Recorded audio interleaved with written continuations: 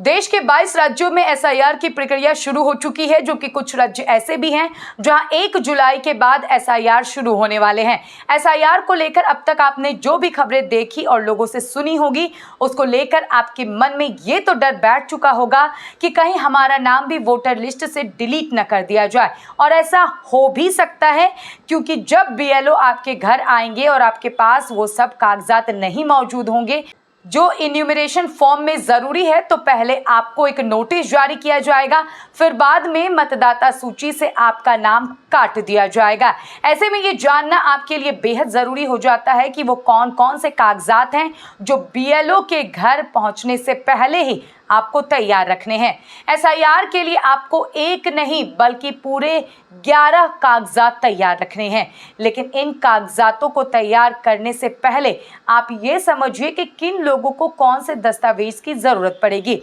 यदि आपकी उम्र 40 वर्ष या उससे अधिक, यानी कि आपका जन्म 1 जुलाई 1987 से पहले हुआ है, तो आपको सत्यापन के लिए केवल अपना यानी खुद के दस्तावेज बीएलओ को देने होंगे। लेकिन यदि आप 1987 के बाद जन्मे हुए हैं, तो आपको अपने दस्तावेज के साथ साथ माता पिता के दस्तावेज भी देने पड़ सकते हैं। बीएलओ आपके घर 1 जुलाई से आना शुरू करेंगे और ये एक बार नहीं बल्कि 3 बार आपके घर आएंगे, ताकि यदि पहली दफ़ा आपके पास सभी कागजात मौजूद नहीं होते हैं या फिर उसमें कोई गलती होती है, तो आप उसे ठीक करके दूसरी या तीसरी दफ़ा फॉर्म भर सकें। निर्वाचन आयोग द्वारा बताया गया है कि सत्यापन के लिए आपको पूरे 11 दस्तावेजों की जरूरत पड़ेगी, जिसमें वोटर आईडी कार्ड, जन्म प्रमाण पत्र, भारतीय पासपोर्ट, मैट्रिक या इंटर का मार्कशीट या सर्टिफिकेट, निवासी प्रमाण पत्र, वन अधिकार प्रमाण पत्र, जाति प्रमाण पत्र, भूमि मकान आवंटन प्रमाण पत्र, सरकारी पेंशन या नौकरी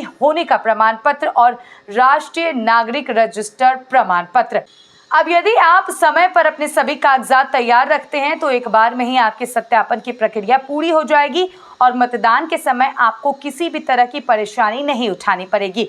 इसलिए चुनाव आयोग की प्रक्रिया को गंभीरता से लें और अपने परिवार के सभी मतदाताओं की कागजात एक बार जरूर जांच लें।